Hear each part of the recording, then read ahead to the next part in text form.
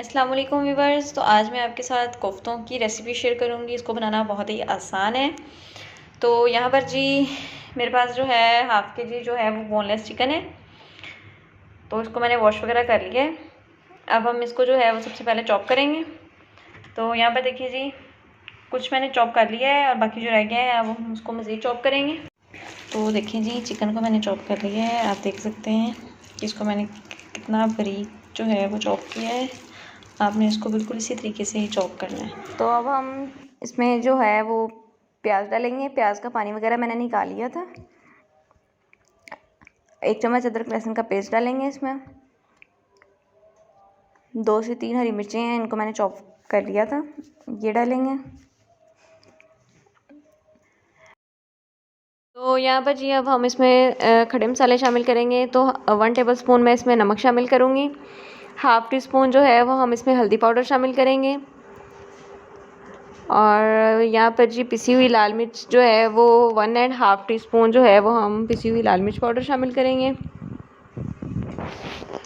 तो यहाँ पर जी इसमें जो है वो बराए नाम थोड़ी सी जो है वो हम इसमें काली मिर्च शामिल करेंगे। और हाफ़ टी स्पून जो है वो हम इसमें पिसा हुआ ज़ीरा शामिल करेंगे। हाफ़ टी स्पून ही हम इसमें गरम मसाला शामिल करेंगे। और 1 टेबल स्पून जो है वो भर के खुश्क धनिया पाउडर शामिल करेंगे। यहाँ पर जी इसमें फ़िलहाल यही चीज़ें रहेंगी। अब हम इसकी अच्छे से मिक्सिंग करेंगे। तो यहाँ पर हम इसको हाथों की मदद से अच्छे से मिक्स करेंगे।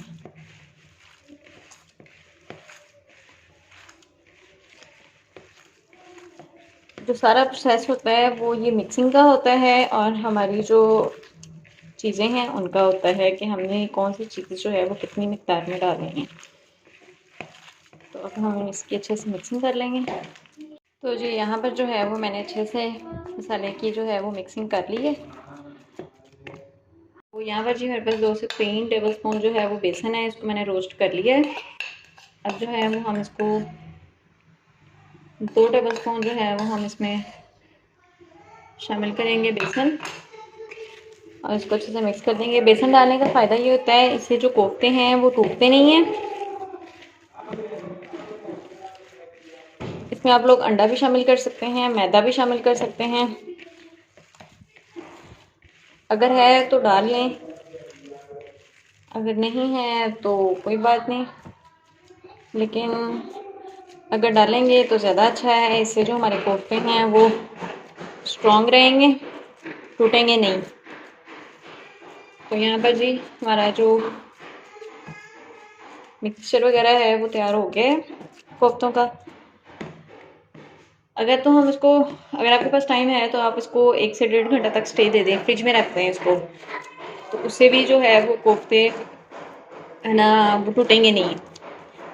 तो अगर आपके पास टाइम नहीं है तो आप इसको फिर ऐसे ही इसको बना के तो फ्राई कर सकते हैं। तो आए तो हम शुरू करते हैं इसको बनाने। तो सबसे पहले जो है यहाँ पर हम ऑयल से जो है वो हाथों को ग्रीस कर लेंगे, ग्रीस करेंगे। तो देखिए जी मैंने ऑयल से इसको किया है।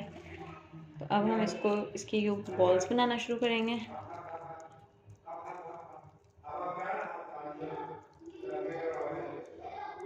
तो देखें जी माशाल्लाह कितनी प्यारी बॉल बनी है। तो इसी तरह अब हम इसको इनकी बॉल्स वगैरह बना लेंगे। तो यहाँ पर देखें जी कोफ्ते मैंने बना लिए हैं। तो हाफ़ के जी चिकन से मेरे 16 कोफ्ते बने हैं। तो इसका साइज़ मैंने थोड़ा बड़ा रखा है। अगर आप इसका साइज़ थोड़ा छोटा करेंगे तो इससे भी ज़्यादा बन सकते हैं आपके। तो अब हम इसको फ्राई करेंगे। तो यहाँ पर जी कढ़ाई में हम डालेंगे कुकिंग ऑयल।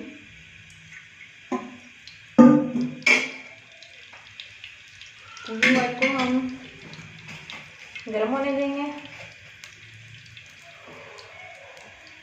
यहाँ पर जो फ्लेम है वो मैंने हाई की हुई है ताकि जो हमारा ऑयल है वो अच्छे से गर्म हो जाए। तो यहाँ पर जी हमारा जो कुकिंग ऑयल है वो गर्म हो गया है। अब हम इसमें कोफ्ते डालेंगे।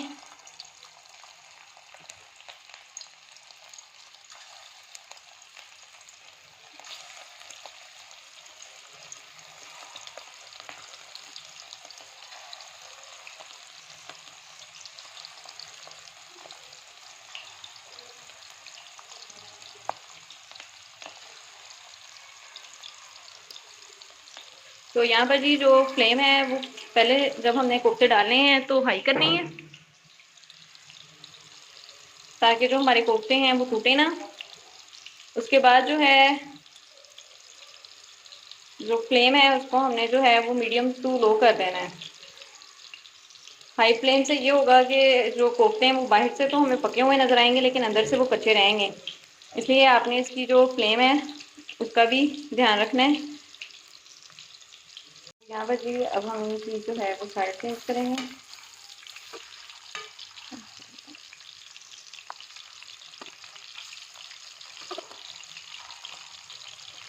तो देखिए माशाल्लाह कितनी प्यारी जो कलर है वो कितना प्यारा है।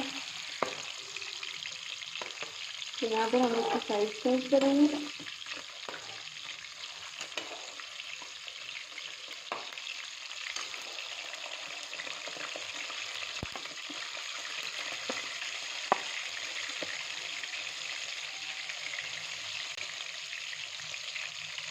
तो देखिए जी इसकी साइज दोबारा हमें चेंज करती है, तो आप इसका कलर देख सकते हैं माशाल्लाह कितना प्यारा है।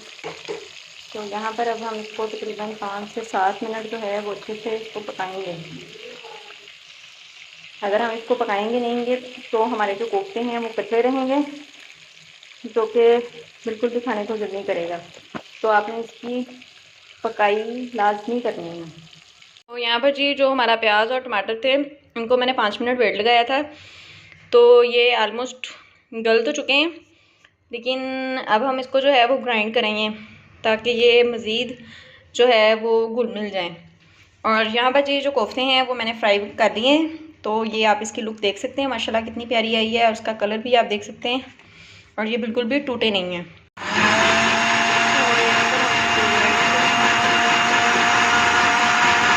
तो अब जी हम जो पेस्ट है उसको बर्तन में निकाल लेंगे।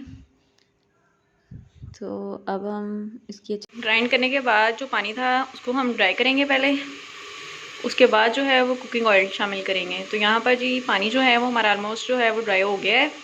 अब हम इसमें जो है वो कुकिंग ऑयल शामिल करेंगे। मैंने इसमें जो है वो कुकिंग ऑयल शामिल कर दिया है। तो अब हम 1 से 1.5 मिनट तक इसको भूनेंगे।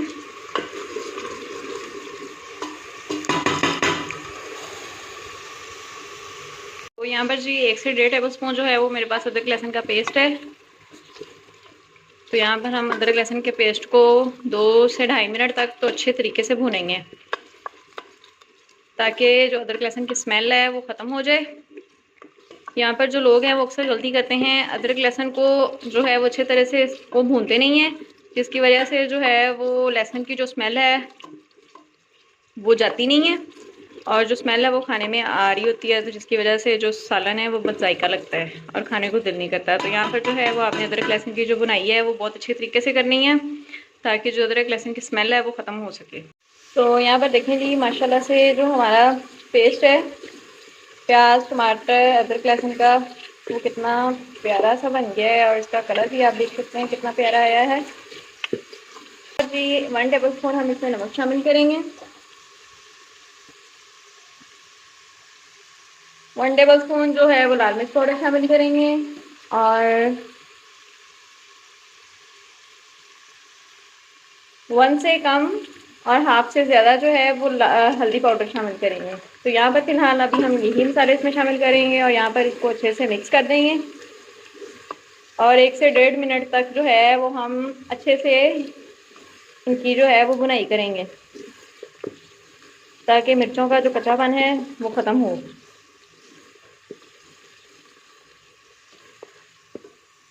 तो यहाँ पर अब मैं जो है वो इसमें थोड़ा सा पानी शामिल करूँगी,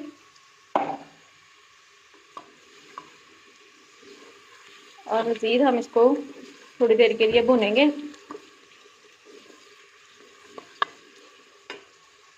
तो यहाँ पर अब हम इसमें जो है वो 1 छोटी प्याली जो है वो दही की शामिल करेंगे, और अच्छे से फिर इसको मिक्स कर देंगे। तो यहाँ पर ये जो हमारा दही था इसकी हमने अच्छे से पकाई कर ली है, और यहाँ पर अब हम इसमें जो है वो हाफ़ टी स्पून जो है वो मिक्स गरम मसाला शामिल करेंगे, और 1 टेबल स्पून जो है वो भर के सूखा धनिया पाउडर शामिल करेंगे।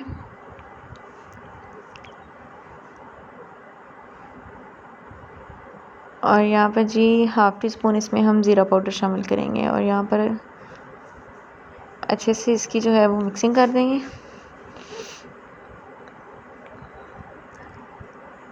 तो आप देख सकते हैं कि माशाल्लाह हमारे जो मसाले की लुक है वो कितनी ज़बरदस्त आई है, कलर उसका वो कितना प्यारा है। तो अब हम इसको अच्छे से यहाँ पर भुनेंगे। तो यहाँ पर जी हमारा जो मसाला है वो रेडी हो गया है। अब हम इसमें कोफ्ते शामिल करेंगे। कोफ्ते शामिल करने के बाद जो है वो चम्मच जो है वो बड़े नरम हाथों से हिलाना है ताकि हमारे जो कोफ्ते हैं वो टूटे ना। अब यहाँ पर जी हम 2 से 2.5 मिनट तक अच्छे से इसको भुनेंगे और चम्मच जो है वो हम आहिस्ते से हिलाएंगे। तो यहाँ पर अब जो है वो हम इसमें पानी शामिल करेंगे। तो यहाँ पर मैंने 1 से 1.5 गिलास जो है वो पानी शामिल किया है। इसमें पानी डालने के बाद जो है हम इसको कवर कर देंगे। तो यहाँ पर जी अब मेरे पास जो है वो गार्निश के लिए हरा धनिया है, तो हरा धनिया हम सालन में शामिल कर देंगे और इसकी अच्छे से मिक्सिंग करेंगे। तो यहाँ पर जब मिक्स करना है तब भी आपने इसको बड़े नरम हाथों से हिलाना है ताकि हमारे जो कोफ्ते टूटे ना। तो आप देख सकते हैं कि माशाल्लाह से हमारा जो कोफ्ते का सालन है वो कितना ज़बरदस्त सा बन गया और इसकी जो कलर है वो भी कितना खूबसूरत आया है।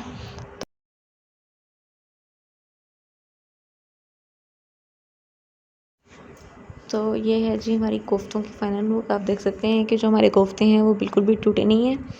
आप भी इसको इस तरीके से ज़रूर ट्राई कीजिएगा। वीडियो अच्छी लगी हो तो लाइक कर दें, चैनल को सब्सक्राइब कर दें। तब तक के लिए अल्लाह हाफ़िज़।